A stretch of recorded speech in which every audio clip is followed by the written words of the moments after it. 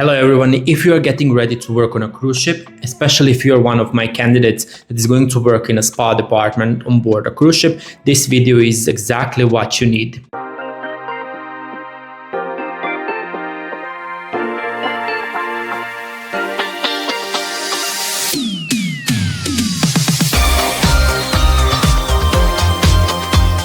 I've completed 6 contracts on board a cruise ship, and more often I have been doing 2 or 3 ships in one single contract. So I was constantly packing. So this is, from my personal perspective, what are the best things and essentials that you need to pack. My recommendation is to pack 2 suitcases, 23 kilos max each, and a carry-on bag you will keep with you at all times. So what are the essentials? So of course, the most important things are the documents. Keep these in your carry-on at all times. Or if you have a small bag that can go around your waist or around a shoulder, you can put your passport and documentations there. So you can always kind of have the grasp where they are. What is important when it comes to the cruise ships about the passport is that your passport needs to be valid at least 6 more months after the completion of your contract. You also need to have C1D visa or other depending on your nationality. This also needs to be same length in validity. You would also need to have either a boarding letter or employment contract that you would have with yourself when you're doing immigration at the immigration center at the airport. Like all the original documents like certifications, if you are required to do STCW, you would need to bring this with you. Medical original documents as well, COVID and other medical documentations if required as well.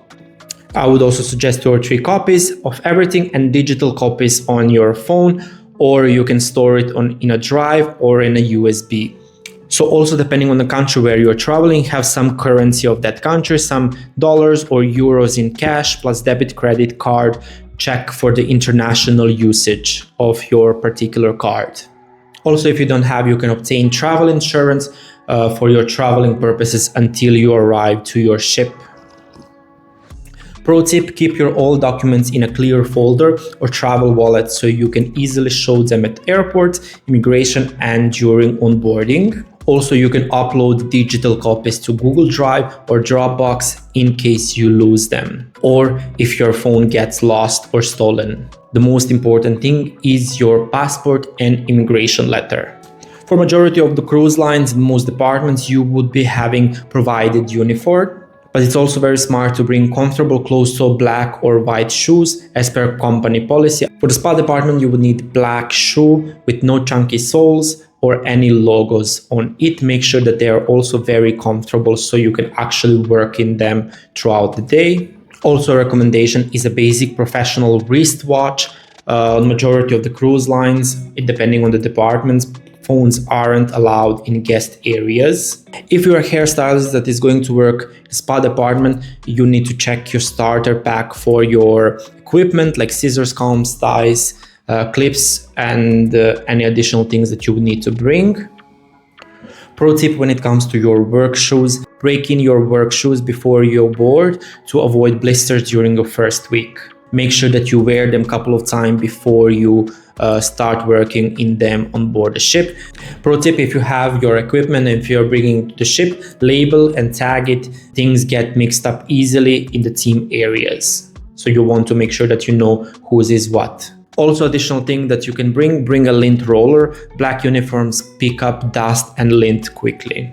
What I would also suggest, bring any type of formal wear. Depending on the department and if you have guest-facing privileges, you would be also having something like team dinners, or you want to go around the ship. If you are allowed to go into the guest-facing area like restaurants, theaters, all this area requires you to wear business professional attire. So if you're male, you can bring a business suit or a jacket and a shirt and pants as well. So of course you look presentable when you're going into the guest-facing areas. For ladies, you can wear skirts and dresses, of course, that is appropriate length, nothing too short. And I would advise to stay out of open-toe shoes on board the cruise ship.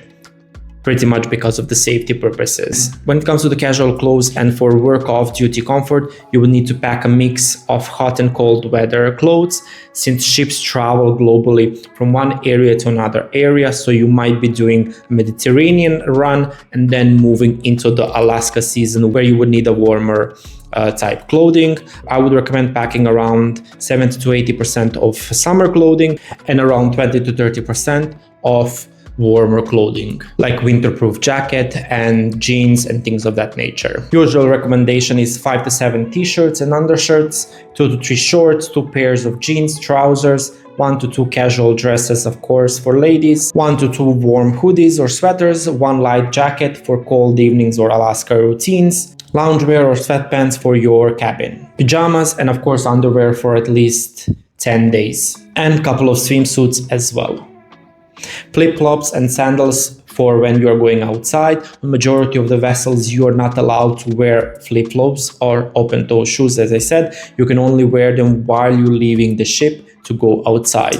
Gym shoes, of course, if you are somebody that is exercising, there's gyms around the ship, crew gym and guest-facing gym for anybody that has access to it. And 1 pair of going out shoes or lifestyle shoes as well. Pro tip: on board a cruise ship, storage space is tight, so choose clothes that can mix and match easily. Avoid flashy or overly revealing outfits. You will be sharing spaces with the guests. And of course, avoid any shirts with or hoodies with political statements and things of that nature, because it might be offensive to some other crew member or guests, of course. When it comes to the personal hygiene, I would advise to bring your own products that you will have at least for 2 to 3 weeks until you find your way either to the shops outside or the shop on board a cruise ship. Of course, essentials: toothbrush, toothpaste, body wash, soap, shampoo.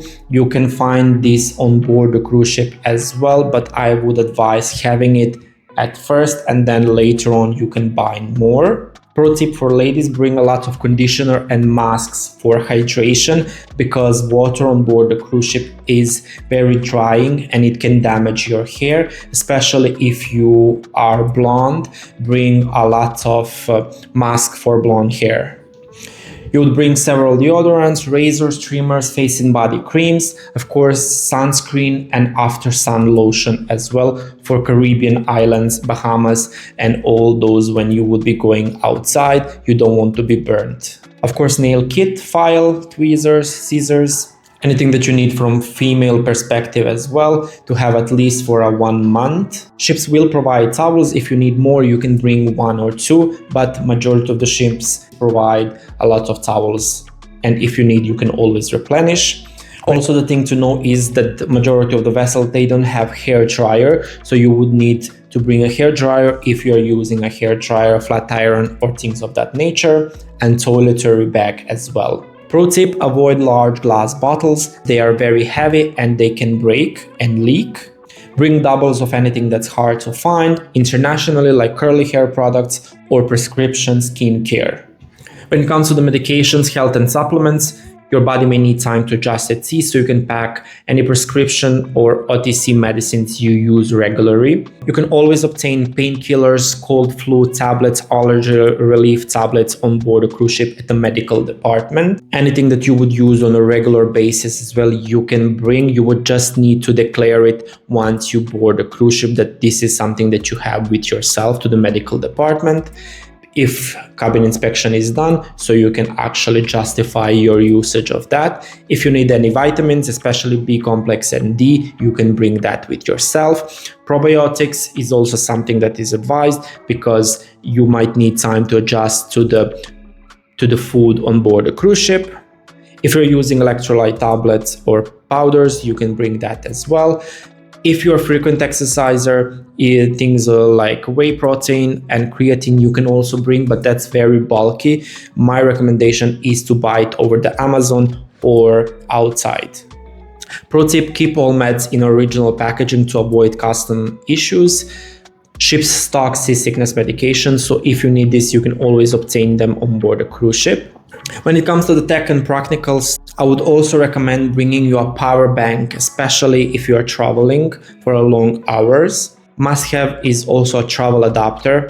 Depending on the vessel that you join, where that vessel has been built, it might have a different plug, so you would need a different adapter, anything such as US, UK or Australian plugs as well. So you can always pre-purchase this before traveling, so you have at least one, and you can always buy more if you need. Headphones, definitely when you're traveling, exercising, or you just want to not hear your roommate, you can always use this. USB flash drive, external hard drive, you can load this with important documents and your favorite TV shows.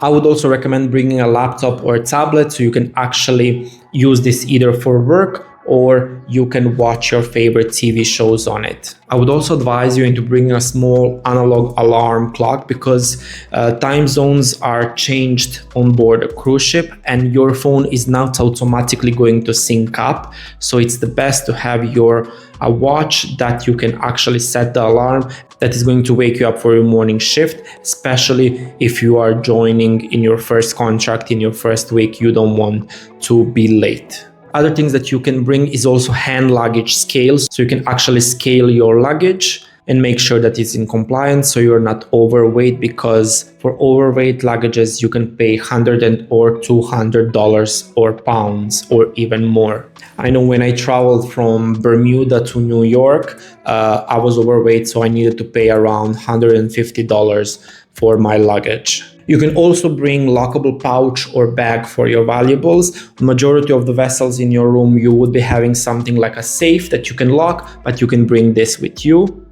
Of course, a must is a notebook or business book with a pen, especially if you're coming in a spa department. You would be needing a business book that you would be carrying with yourself pretty much to every morning meeting, and throughout the day you need to have a notebook or business book with yourself. I know that I didn't know about this rule, and then once I joined on my team meeting without my business book, and then my manager chased me out of the team meeting. Pro tip: download shows, music and audiobooks before boarding until you adjust to the internet, until you buy an internet or you get eSIM card so you can actually enjoy your favorite TV shows and your music without internet. Other useful items with these extras, you can make your life on board more comfortable. Day backpack or fanny pack for excursions. This is something that you can put your documents, your money, your wallet and just carry on outside of the ship. You can also bring foldable tote bags for laundry or shopping. Hair straightener, of course, if you need for straightening your hair. You can also bring needle and thread for quick repairs. There is also a tailoring shop on majority of cruise ships, but if you need something quickly to be done, you can bring this for these purposes. You can also bring clothespin for drying laundry in your cabin if you need something quickly to be dried, but on all of the vessels you have actual laundry. If you're a foodie and you are a frequent snacker, you can bring some of your favorite snacks from home. If you frequently read books, I wouldn't advise you to bring so many books. You can always bring Kindle or tablet and download books digitally. This is going to save your luggage space. Journal or notebook if you are journaling.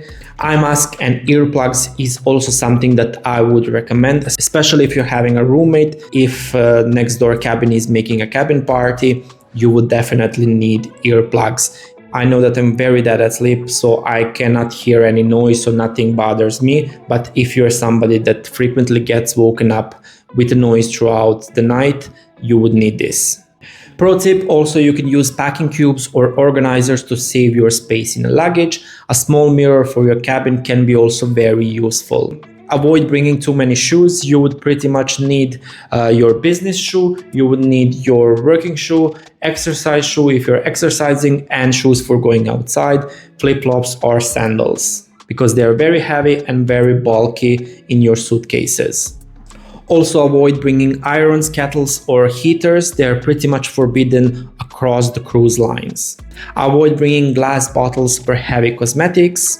Additional pro tips: leave room in your suitcase. You will also collect items on board or in the ports if you are going to shop. That make sure that you're not at the start overweight. So leave some extra room. Additional thing that I would definitely advise is bringing a water bottle. On majority of the vessels, you would actually need to buy water for yourself, but all of them have water stations, so you can refill the water and you don't need to purchase water at all. So water bottle is a must, and if you're a frequent coffee drinker, something like this for your coffee is also going to be a lifesaver for yourself on board a cruise ship.